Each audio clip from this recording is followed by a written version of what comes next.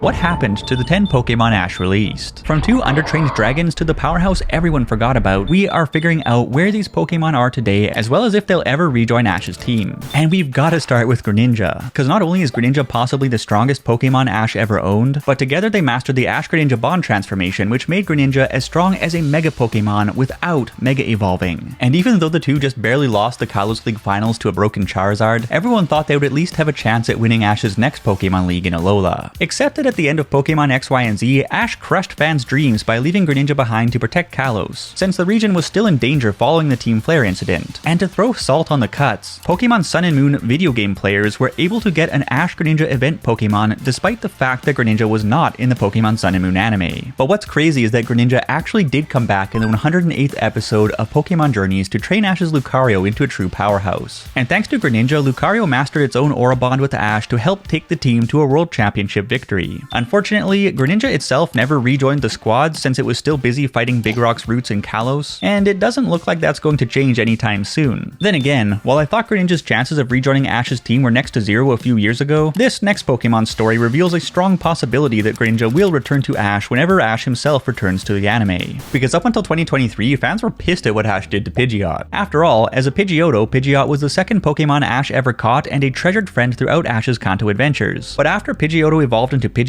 to protect its flock from a mob of nasty birds following Ash's loss in the Indigo League, Ash released it to become the guardian of the flock. And even though Ash promised he'd come to see Pidgeot after completing an errand for Professor Oak, he never did, no matter how many times he passed by the area over the next 24 years. That is, until the very last episode of his adventure, the Rainbow and the Pokemon Master. When Ash returned to Pallet Town, and just as Team Rocket was about to steal Pikachu, Pidgeot swooped in to save the day. It was amazing to see Pidgeot again, but that wasn't even the best part. Cause get this, Ash invited Pidgeot to rejoin the team, and it actually did. Not just reuniting Ash with one of his oldest friends, but proving wrong everyone who doubted him. So we can only hope Greninja is just as lucky. But one released Pokemon that people are even happier to see again in Pokemon Journeys was Lapras, who Ash originally befriended way back in the Orange Island saga when he found it beached on Tangelo Island. And Lapras wasn't just a slick ride, it was one of 6 legends, who carried Ash to the Orange League Championship title. So when Ash released Lapras so that it could rejoin its family, we all shed manly tears. Fortunately, Ash did run into Lapras during his Johto adventures, and he met it again in episode 134 of Pokemon Journeys, where he helped Lapras pry out a Wilmer stuck in a hole. But at the end of the episode, just when it seemed like Lapras might link up with Ash similarly to Pidgeot, it instead just gave him a hug and swam back to its herd. After all, Lapras has been the leader of its herd since the Johto days, so the chances of it coming back to join Ash are slim to none. But that's just 3 of the 10 Pokemon Ash has released, and if this next Pokemon rejoins the team, it could end up getting stronger than the likes of Dragonite, Lucario, or even Greninja. But first, once summer hits, we tend to get a bit more time for our hobbies. And since today's sponsor, Skillshare, the ultimate online community for creatives, makes it easy to turn I want to's into I did it's, with thousands of classes from industry pros and everything from drawing to game design to music production to so much more. I've been cruising through a series of animation classes by Toniko Pantoja because not only is animation super fun, but it's also very useful for YouTube. So it's been really cool going from storyboarding to designing characters to actually animating characters on backgrounds. And next up, I'm going to hit 3D Tutor's Pixel Art Bootcamp to brush up on my A-Sprite skills. Not to mention that, I'm not gonna lie, I'm super interested in their Building Medieval Worlds class, cause let's be honest, who doesn't want to build their own 3D fantasy world to run around in? And now is also the perfect time for you to pick up some new skills on Skillshare. Especially since Skillshare has these curated class collections called learning paths to help you master specific skills, meaning that the map to getting great at whatever you're passionate about is all laid out for you. And even better, the first 500 people to use my link in the description will get a 1-month free trial of Skillshare. So,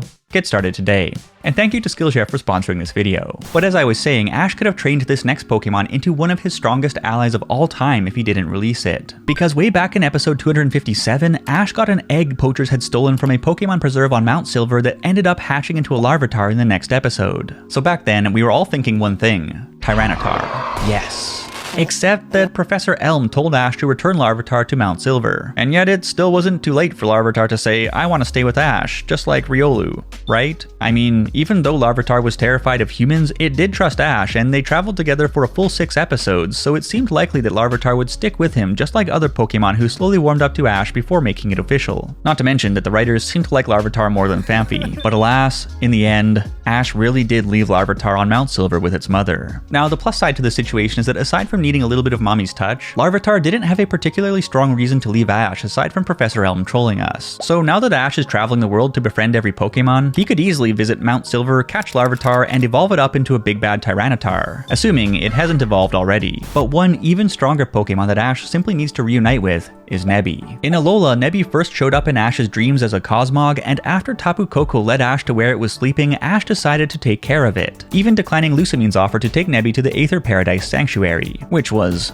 a very good decision. But after evolving into Solgaleo to help Ash and friends defeat Nihilego, then disappearing, then returning to defeat Necrozma, then disappearing again, and then returning to Alola to take Ash on one final trip through Ultra Space before saying goodbye, we never saw Nebby in the flesh ever again. Unfortunately, Nebby's role in the universe is just too important to permanently travel with Ash, meaning that the chance of Nebby rejoining him is smaller than a Cosmog's doo-doo. And before we get to one fan favorite Pokemon who's very likely going to rejoin Ash, we've got to talk about Ash's other Alola runaway, Naganadel. Because Naganadel first came to Ash as a Poipole from another world, it absolutely loved Pikachu, and unlike Nebby, Ash even caught it in a Pokeball. Of course, one of Naganadel's biggest contributions was dropping Professor Kukui's Lucario with Dragon Pulse in the stunning exhibition match that capped off the Alola League. But like Nebby, Naganadel was never meant to stay in Ash's world, so it ended up traveling back through Ultra Space to the friends who needed it. On top of that, Ash and Naganadel's goodbye really felt like goodbye forever, so its chances of rejoining Ash are 0.1%. On the other hand, this Pokemon's chance of rejoining Ash is 99.9%, because not only did Squirtle leave his position as the head of the firefighting Squirtle Squad to fight for Ash through Kanto, Johto, and to return for the Kanto Battle Frontier after Ash went to Hoenn, but Squirtle's comeback in Pokémon Journeys dropped a big hint that if Ash returns to the Pokemon anime, Squirtle could be coming with him. Which would be amazing since even though Squirtle stunk up its gym battles in Kanto, it hit big in the Orange Islands, even knocking out Drake's Onix in the Orange League, with Skull Bash. So it's a shame that Squirtle left Ash during the Johto saga, which totally broke Bulbasaur's heart.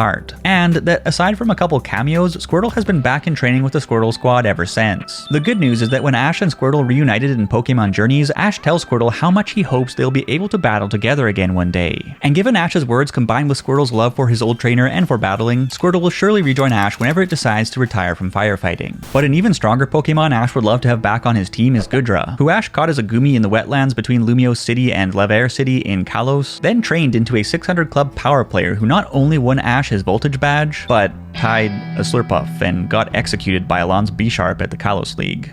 And that is why Ash absolutely needs Goodra to come back. Because just like Larvitar and the 9th Pokemon we'll be talking about today, Goodra just had so much potential that could have been unlocked with a little bit of extra training. And props to Goodra for returning to battle for Ash in the Lumiose conference even after their tearful goodbye in Beyond the Rainbow. But can you imagine if Ash had Dragonite, Tyranitar, and Goodra on the squad? Step aside, Lancey Pansy. And just thinking of the possibilities made it so brutal to see Ash part ways with Goodra again after the Kalos League. No less in the very same episode that he released Greninja. So Goodra is still out there somewhere in the wetlands. But just like with Pidgeot, Ash promised it wouldn't be the last time they met, so the door is wide open for a reunion and who knows, maybe even a welcome back to the team. Now, you know who I never ever thought Ash would see again? Butterfree. Cause real life Butterfrees only live for a couple weeks and yeah, it's been quite a while. In fact, Ash said goodbye to Butterfree way back on August 19th, 1997, which was a true tearjerker of a Pokemon episode since Butterfree was the very first Pokemon Ash caught in the wild, and they had a short but very dramatic history together. That is, until the original trio were on the way to Saffron City, spotted a flock of Butterfree, and Ash's Butterfree ended up finding a mate, then saying goodbye to Ash and flying across the ocean with the love of his life. It was bye-bye Butterfree forever,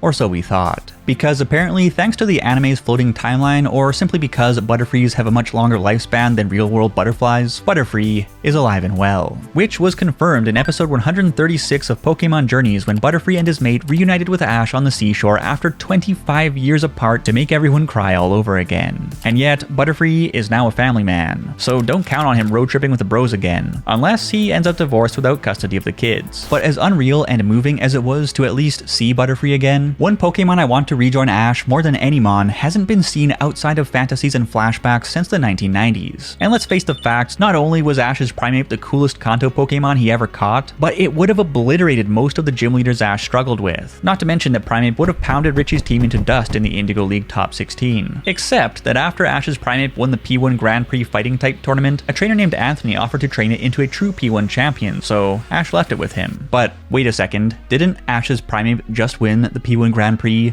that Anthony just lost? Anthony, you are a genius. And just like that, Ash got robbed of one of his most promising Pokemon of all time, leaving him without a pure fighting type Pokemon until his Farfetch'd evolved into Sirfetch'd 24 years later. But we do know that to this day, Primeape is out there somewhere carrying Anthony to P1 victories. So whenever Ash bumps into them again, Anthony simply needs to give Primeape back.